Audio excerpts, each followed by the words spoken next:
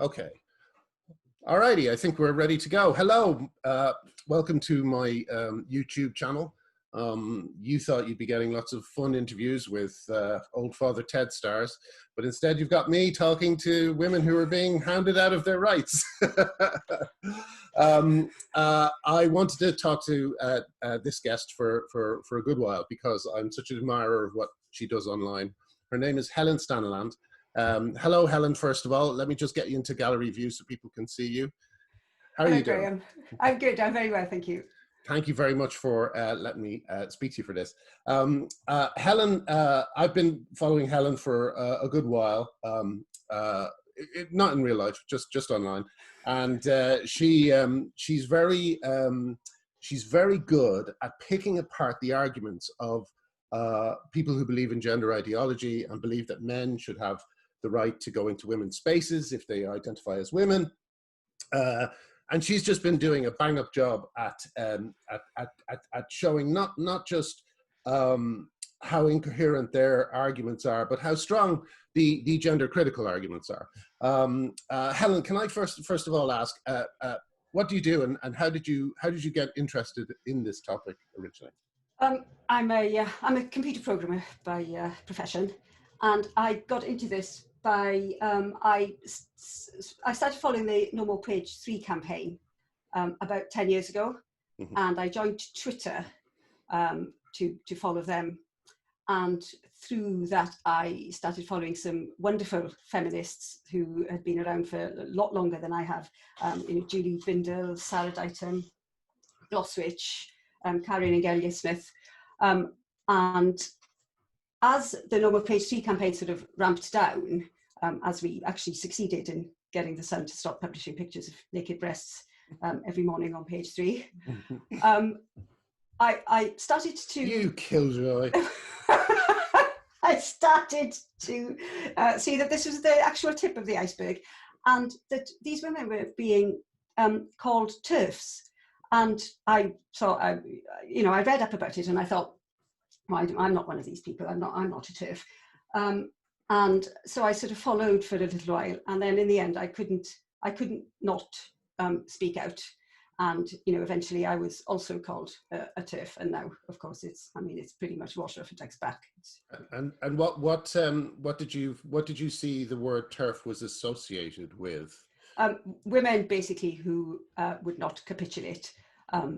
Even back then, the encroachment on our language was there, telling women that trans women are absolutely women, no questions, no dissension allowed. And it just didn't seem right. It really seemed to make much sense, and it certainly didn't seem right that people would get so much, or women would get so much abuse over it, because it seemed like such a niche thing, and it was a niche thing for quite some time, just a little corner of the internet. However, I think now J.K. Rowling has changed everything with that. Well, everyone now knows about it. There was abuse, online abuse. Nothing really terrible for me, because I certainly wasn't anyone particularly influential or anything. Nothing like what Julie Binder used to get, and still does get, in fact. But it was more starting to talk about it to other people, and people not really understanding. And then the clear fact that when we spoke about trans women, people imagine a transsexual who has had an operation and has lived their lives. And there are a number of people who, I would probably most trans people just want to get on with their lives and live it quite quietly under the radar. But the trans activists have come along and are trying to force a very different conversation, in that anyone who identifies as a woman, no matter if they have a beard or absolutely no body modifications at all, should be allowed into women's spaces and should be considered a woman. It was then that I thought, well, let's do a survey to see what people actually do think, because we were told all the time, oh, you're in the minority, you're bigoted minority. And that, we'd get presented with a British Attitude Survey, which has a very bland question saying, should trans women be allowed to use women's toilets? Yes. And that is a very sort of gentle question. It's just toilets and it's trans women, and there's no explanation of exactly who we're talking about. Yes. So we crowdfunded and did a survey with a polling company, and the results were very, very different. I think the British Attitude Survey shows that something like 72% of women are happy with trans women to use their toilets, but this survey showed that actually only 14% of the UK were happy for male-bodied people with a penis, or trans women with male genitals, to be allowed to use. And I did ask for changing rooms, because of course changing rooms really matter. I mean, they matter massively to women and girls. So, and I asked about changing rooms, and yes, it was very clear there was a big difference in the responses. Yes, yes. I think there's one of the strange things about this fight for you or I is the fact that there are two levels of reality going on. There's all these supposed trans allies who presume, or I can only presume, they think they're fighting for transsexuals, whereas in fact we know that Stonewall's new definition of trans includes cross-dressers, and you know, basically a long list that translates to people who feel a bit funny. You know, these are all people who are now trans, and that they should be allowed into women's spaces no matter what. I think a lot of people certainly do think that it's still transsexuals. Or certainly since we did the survey, though, that was about a year and a half ago. I think the conversation has shifted. People are becoming more aware. You know, Stonewall has become a lot more Yes. In your face about it, shall we say? And I think there are a massive amount of people who maybe are aware and haven't necessarily thought through the implications for women and girls, because of course the conversation is always centered around the trans women, and it is always trans women, hardly ever trans men. Yes. Which obviously tells us a great deal about the movement, but it's always centered around the trans women. So what I've tried to do is, especially with men, blue-tick men especially, who are advocating very vociferously for trans rights. Yes. I try and distill it down to what rights are you actually asking for, what you think you're asking for, and then I put it back into the perspective of women and girls.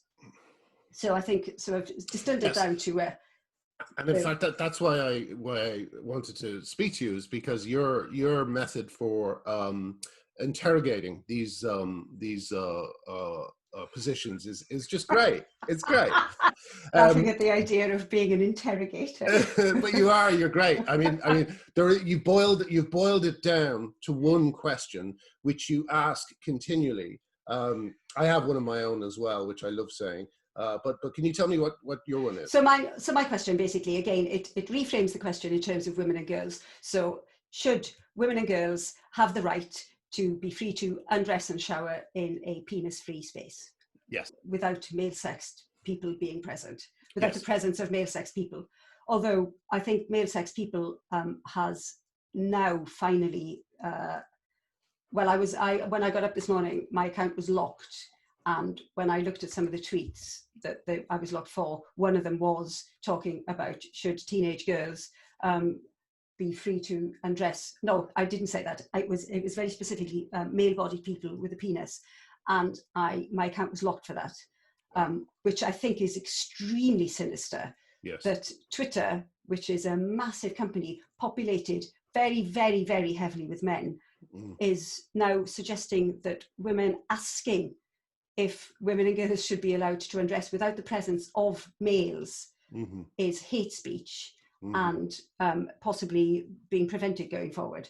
So that's very, very worrying. So I'm glad we're doing this now before, you know, in case I am permanently banned. Yeah. Yes. They already banned you once, didn't they? What did they ban you for? Do you remember?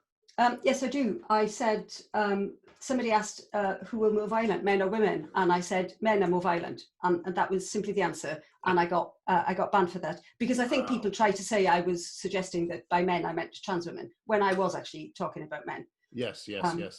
But I did get my account back for that one. But you know.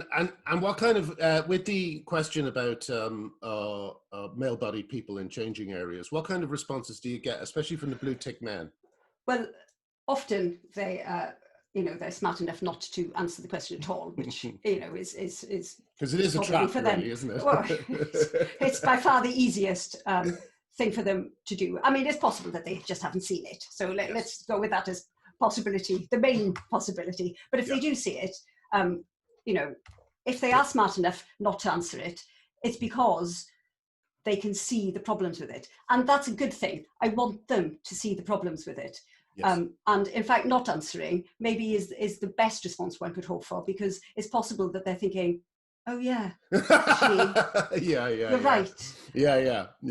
And I've seen this play out many a time. They rarely answer you, and but the ones that do answer, they will then they'll deflect. I mean, hardly anyone, certainly no one with, or hardly anyone with who isn't anonymous will answer and say, yes, that's right. Teenage girls should have no right to do this. I have had a few, certainly I have had a few men who will say this. And then, you know, obviously this is a massive problem. You can then say, well, this is a really big red flag. Why are you, a man, suggesting that teenage girls should have absolutely no right to undress away from male-bodied people with a penis? I mean, it's insane. It's an insane thing for them to say out loud. Yeah, I mean, it really is. I mean, safeguarding. That's why they never get there. That's why they never get as far as saying it out loud. Owen Jones. Yes. Owen Jones. I know we said we wouldn't mention people, but let's just mention Owen Jones. I think we can mention blue tick people with a large following. Yes, especially men. Owen Jones. He would never answer that question. He would never answer that question because he knows that if he says no, he knows he's a monster, because women and girls absolutely do need privacy for safety and dignity reasons. But if he says yes, that women and girls do need to be protected and need to be safe, then he will receive the same treatment that he's been doling out to women and people like J.K. Rowling for years. Yes, well, obviously he's not going to answer the question because he blocked me a few years ago, so he's not going to see the question. yes, absolutely. Can we talk a little bit? Sorry, you were going to. Oh, well, I was going to say, so what the kind of responses that I do get are people will try and reframe the question again, because people obviously they want to argue from a position of comfort for themselves, and it's a very difficult thing for them to answer. So they try and reframe the question. They bring it back and they say, "Oh, so, but you know, so is a very, very tedious response." I actually got a so today that I'd love to show people.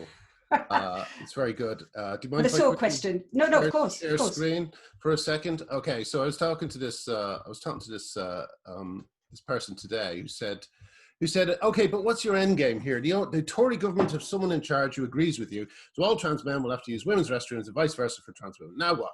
Do you campaign to get trans people removed as a protected category? Get rid of the GRC? And then we responded, David here responded with, rolling back Stonewall's policy influence in so many institutions, so-called Stonewall law, particularly in the public sector, seems to be emerging as a priority. I said, yep. And I said, and stop the abuse of women speaking about these matters online or off. And Bill said, and protecting trans kids, trans men and trans women while we're at it. And then the response was, okay, so get rid of Stonewall's influence that helps ensure employment for LBQ, you know? So the word so there, it just does a lot of heavy lifting for these people. It does. It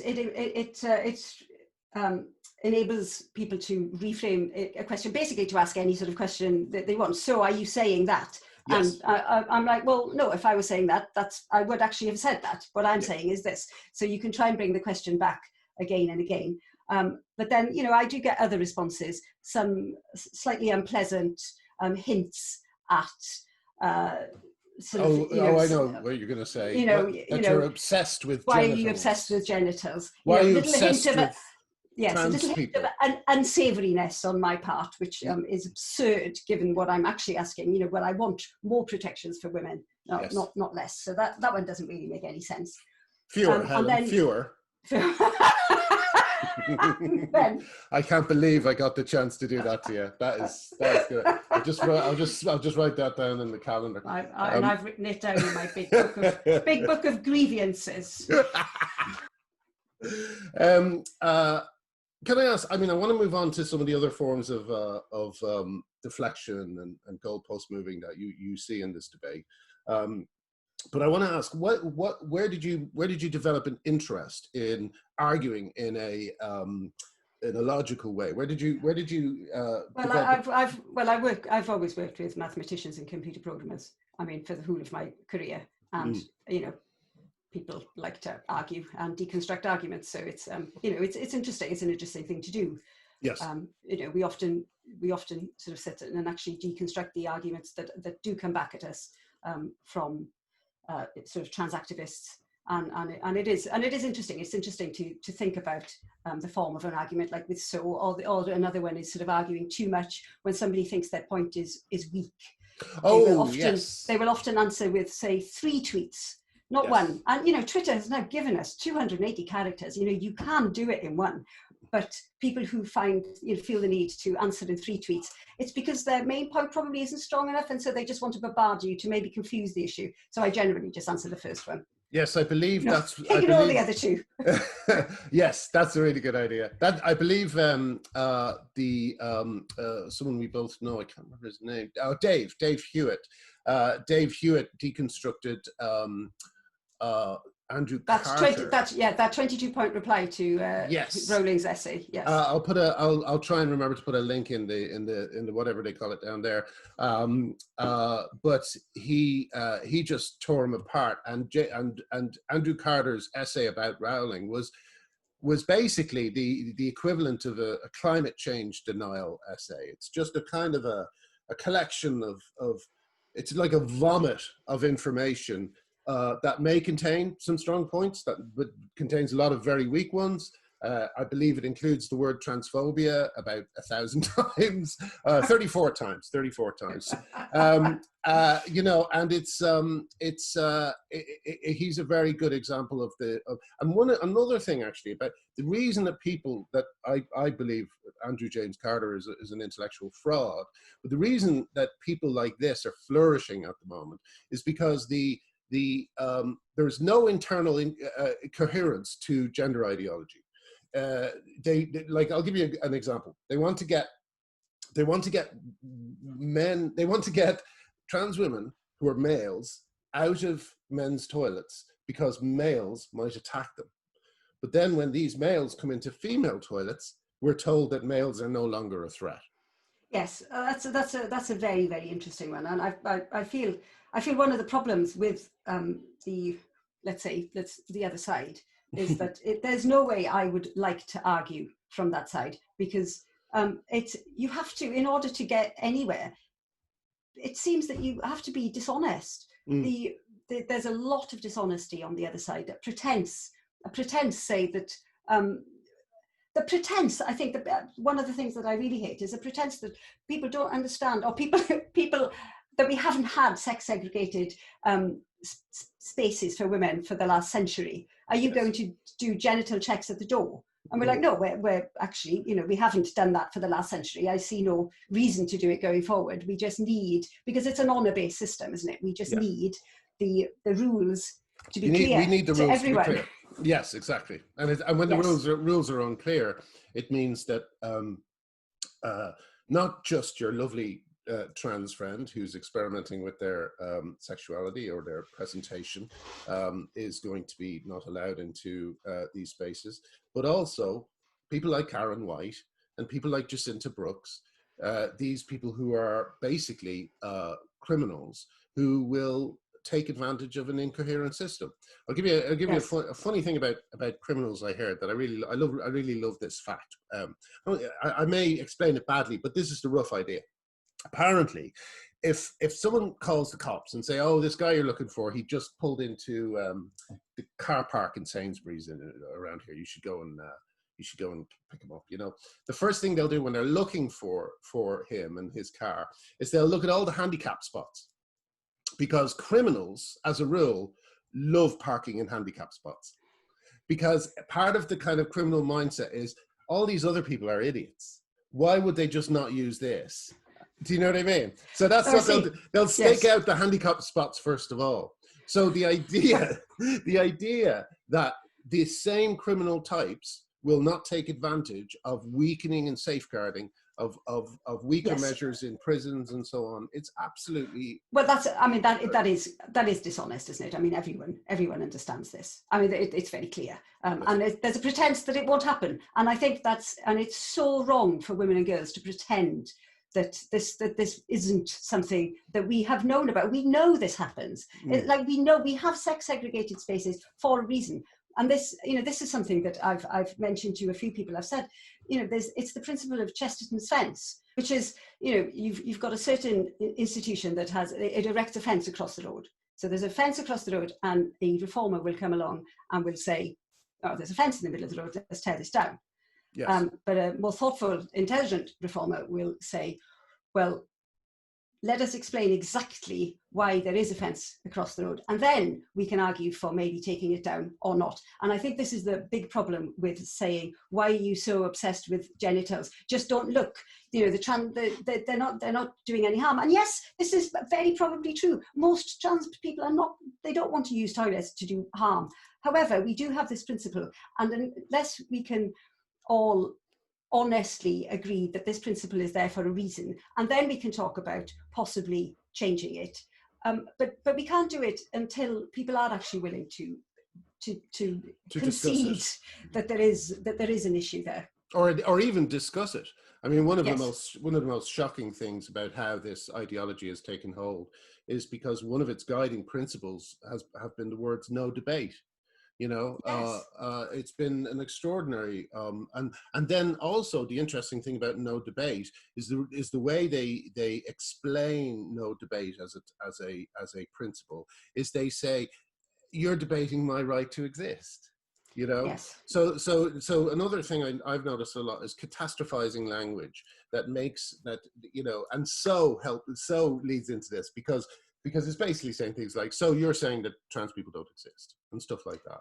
Yes. It's I mean, I have to say, I don't understand why you build a fence along the middle of a road. I think it's a silly idea. I think we should nix it immediately.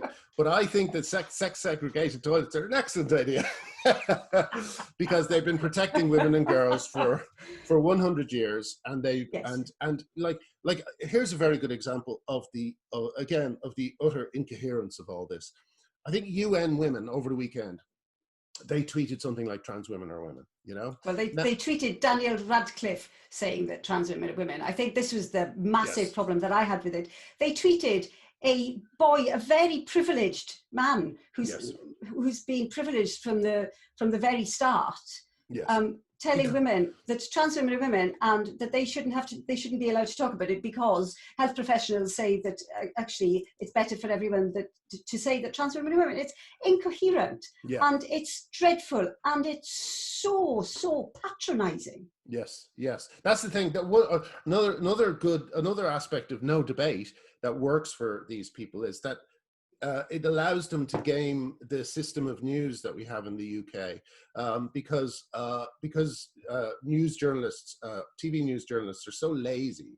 They don't really want to do the research themselves. So what they do is they get two people on, one to provide one argument and another to provide the other one, and then they kind of go, well, what's the truth? Who knows? Maybe we'll never know. Yes. No, that's gone quite bad, hasn't it? Yeah, but they can't do that, you see, with the trans issue, because they can't get anyone else on to speak about it. Because as soon as a trans person hears that Julie Bindel or Doc Stock or me or whoever it happens to be is on a program, they'll say, oh, I'm not doing that.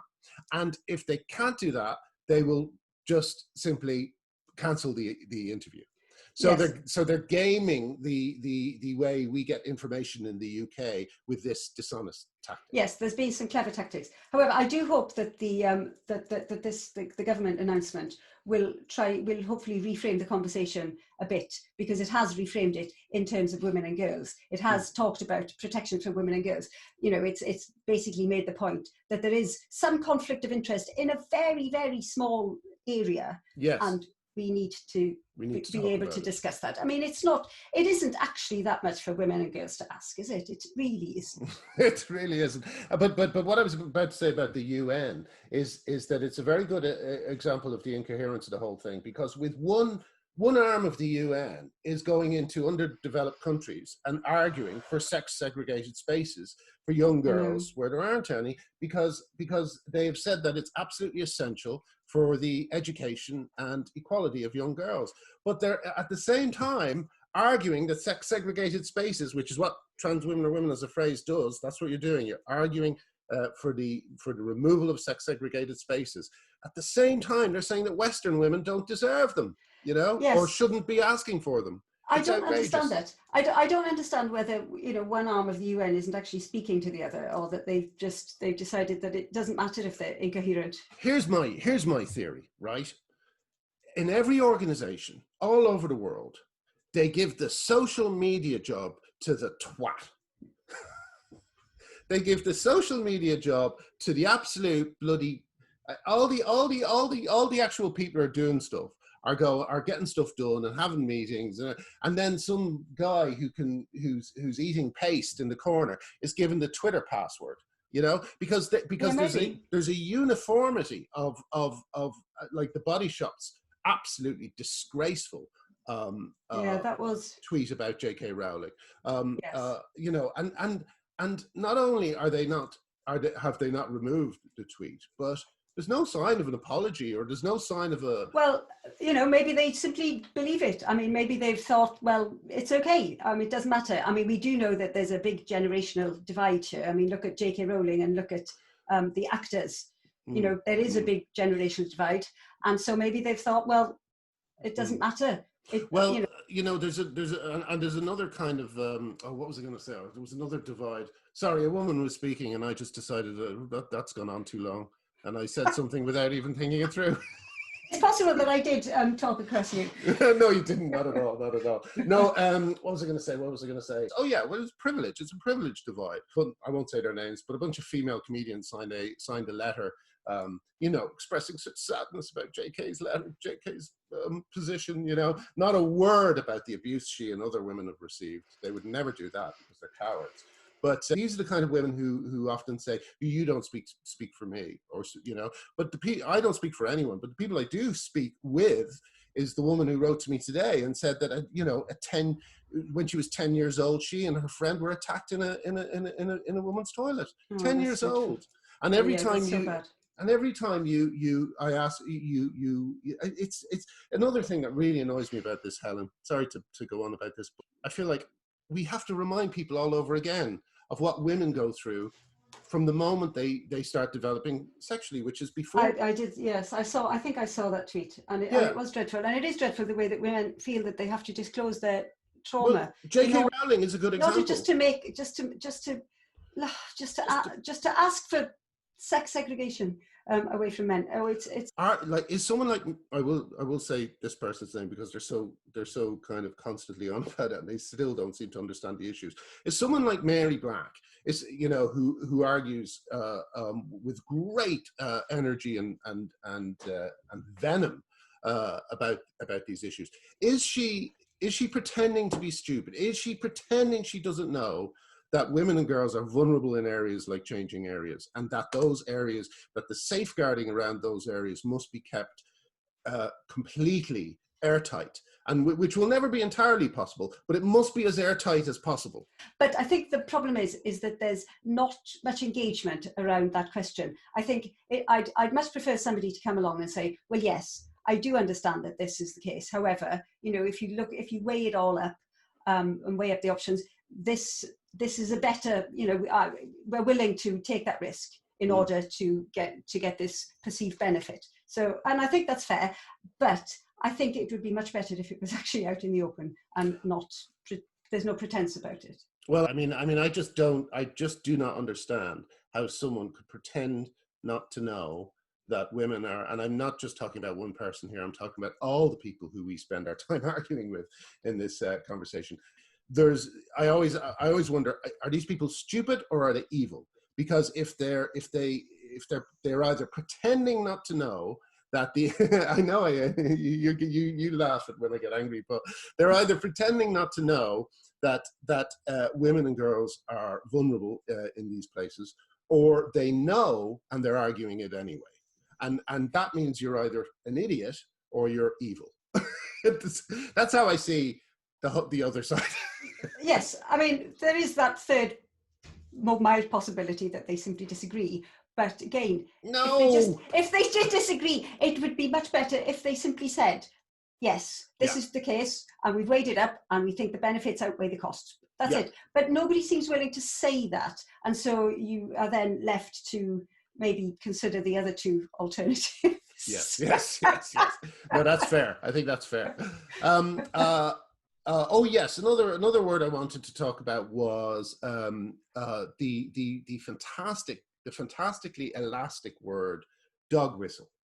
Anything can be a dog whistle. You know, if you go to the doctor and you're a woman and you have a problem with your uterus or your cervix or whatever it happens to be, that I've seen things like that called dog whistles. It's an easy way to suggest that something has been said which hasn't been said, and then it's easy to call it transphobic, isn't it? I mean, this was all, I mean, I saw somebody say this about J.K. Rowling's essay. They couldn't actually point to anything specific, but they said, but it's a dog whistle for transphobia.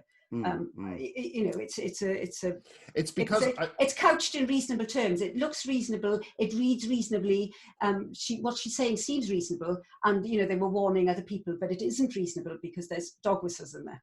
Yes, but yes. You know, there is that sort of Occam's razor principle, isn't it? That the simplest solution is most likely the right one. And if it looks reasonable and it reads reasonably, and everyone thinks, well, it's reasonable, it's most likely because it is reasonable. Because it is reasonable. Yes.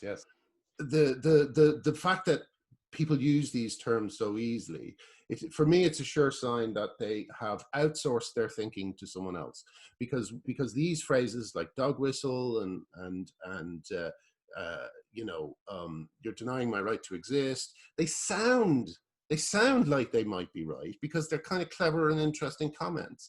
But they're, you know, they're kind of clever. Like a dog whistle is a real thing, and it's definitely. I've seen racists use it many a time, you know. But when you expand, as with the definition of trans, when you expand it, well, anyway, you. Or the definition of transphobic, in fact, you know, it's been expanded so much that it's almost meaningless. Yes. I mean, it really is. I mean, everything is transphobic. You know, J.K. Rowling suggesting that. You know, we shouldn't call women menstruators was hugely transphobic.